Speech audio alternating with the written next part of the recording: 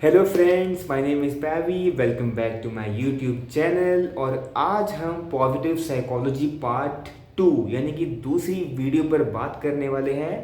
अपने कंटेंट को थोड़ा सा आगे लेके चलते हैं और आज हम मार्टिन सेलिगमैन और जो पॉल वोंग हैं इनका एम क्या था उस पर बात करेंगे। ठीक है जी। तो first let's start with PP1, which is Positive Psychology Wave 1 by Martin Seligman। ठीक है जी।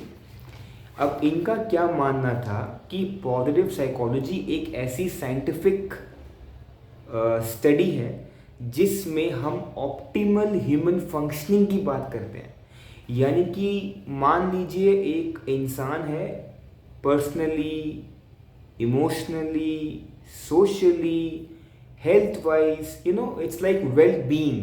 तो हर तरफ से best of the best functioning होना, ये एक इसका एम है जो कि मार्टिन सेलिगमैन ने बताया है। आगे चलते हैं। अच्छा, इसका ये भी एम था डिस्कवर करना। क्या? डिस्कवर करना और प्रोमोट करना ऐसे फैक्टर्स को जो कम्युनिटीज, इंडिविजुअल्स को ग्रो करने में हेल्प करता है। ठीक है जी। चलिए नेक्स्ट पॉइंट देखते हैं क्या बोलना चाह रहे हैं मार्टिन सेलिगमैन। ये इन्होंने, अच्छा एक ये भी एक फैक्ट है कि पॉजिटिव साइकोलॉजी का जो सेंटर था वो इस्टेब्लिश किया गया था सेलिगमैन के द्वारा यूनिवर्सिटी ऑफ पेंसिल्वेनिया के अंदर। तो ये एक एज अ फैक्चुअल क्वेश्चन बन सकता है, आ सकता है कि भाई ये किसने बनाया था, कहाँ बना था। तो ये उस हिसाब से हो सकता है। मार्टिन सेलिगमैन और उनके जो कॉलीग्स थे, जैसे कि आपका डकवर्थ, रोजिन, ये नाम कुछ बहुत सारे भी हैं। तो अगर इतने नाम ना भी याद रहें तो मार्टिन सेलिगमैन का नाम तो याद रखने की कोशिश आप प्लीज़ करना। ठीक है। तो ये सेंट्रल कंसर्न, इनके कुछ 3 सेंट्रल कंसर्न थे पॉजिटिव साइकोलॉजी को लेके। वो क्या थे उस पर बात करते हैं। तो जैसे कि पहला था understand positive experiences with respect to past, present and future.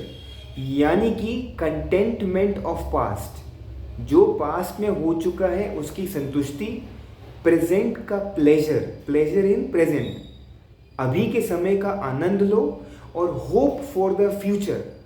ये चीज़ें इनके सेंट्रल उस कंसर्न्स में आते हैं जो ये पॉजिटिव साइकोलॉजी के अंदर बताना चाहते हैं। सेकंड पॉइंट में क्या आ जाता है?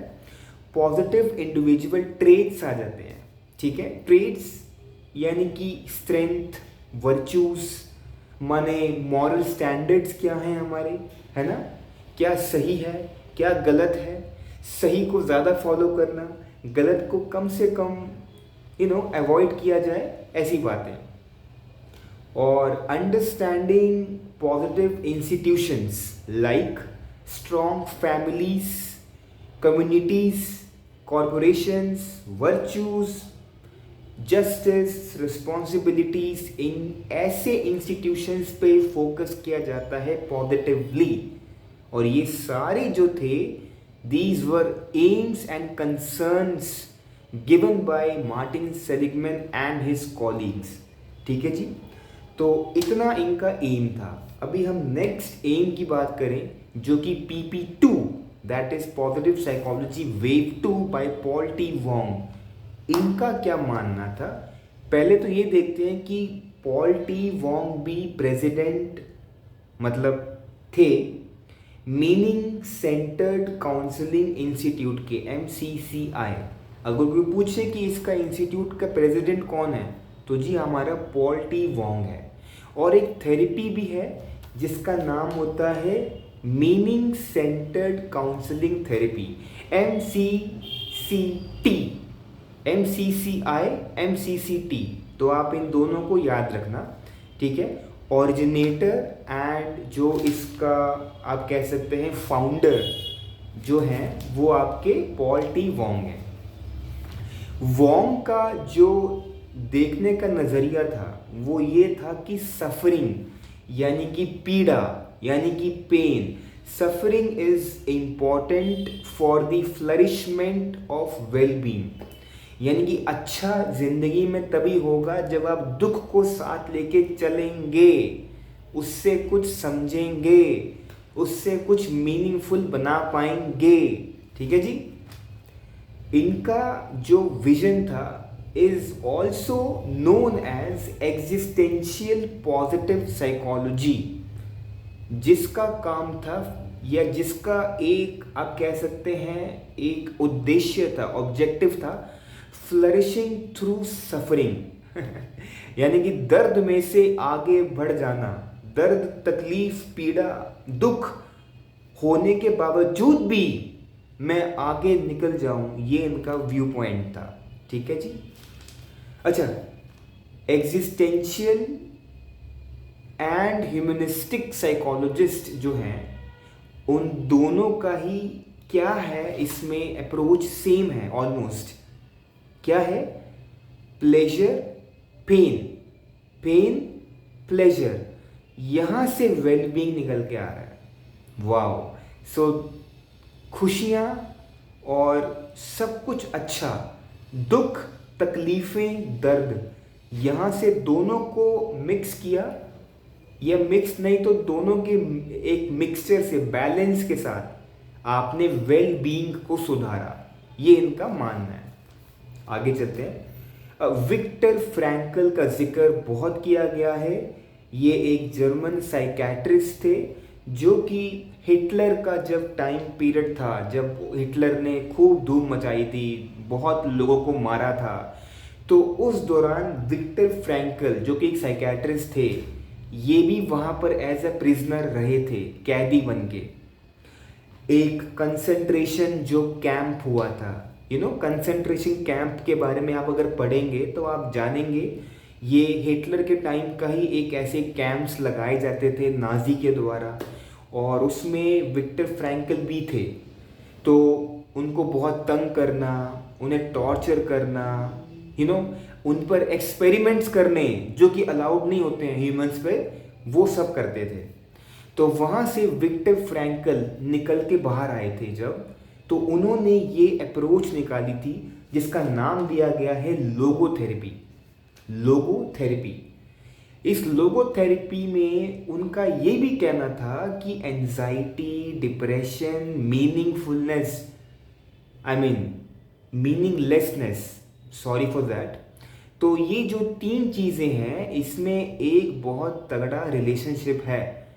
ये सिर्फ वो नहीं किसी को हो गया तो हो गया, अरे हो सकता है इस चीज़ से ही आगे इंसान निकले और अपनी लाइफ को नरिश कर दे, फ्लरिश कर दे, वेल बीइंग की तरफ जाए, ये इनका कहना है। आगे चलते हैं।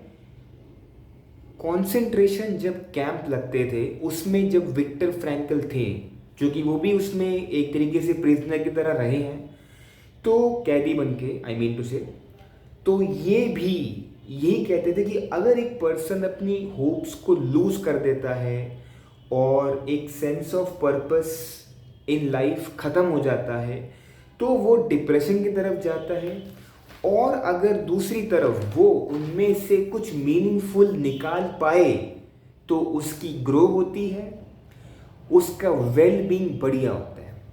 Simple as that.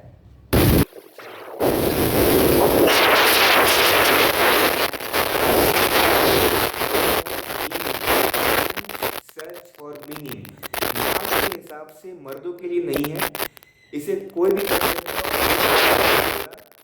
बुक बहुत अच्छी है, आप चाहें तो इसके बारे में सर्च करें, बाय विक्टर फ्रैंकल।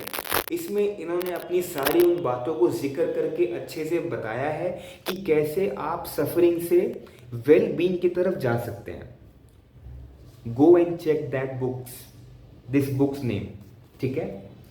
अच्छा, इनका जो व्यू था, इनका क्या मानना था कि जो लोगों की लाइफ में मीनिंग नहीं होता, वह अपनी उस खाली जिंदगी, एम्प्टीनेस को ना 2 चीज़ों से फिलअप कर देते हैं। जैसे पहला, एक तो हेडोनिस्टिक प्लेजर की तरफ जाते हैं, यानी कि जिसमें बहुत सारी खुशियां हो, खुशी भरी एक्टिविटीज़ को करने की कोशिश करेंगे, और मटेरियलिस्टिक लाइफ की तरफ जाएंगे, जिससे उनकी खुशियाँ वो एक एम्प्टीनेस भर भर भर सके, क्योंकि उनकी लाइफ में मीनिंग नहीं है, ऐसा पॉल टी वोंग का कहना है। और भी एक चीज़ कही थी कि उनमें हेट्रेड, बोर्डम और न्यूरोटिक ऑब्सेशंस एंड कंपल्शन, यानी कि वो मान लेते हैं कि बोर भी होंगे, उनकी लाइफ में बोरियत रहेगी और बेकार से इंट्रूसिव थॉट्स, नेगेटिव थॉट्स बहुत सारे रहेंगे और हो सकता है कि कंपल्शन भी पैदा हो जाएं। तो देयरफॉर पॉल टी वोंग का कहना था कि suffering and meaning both are important for a well being, a good well being, a better well being.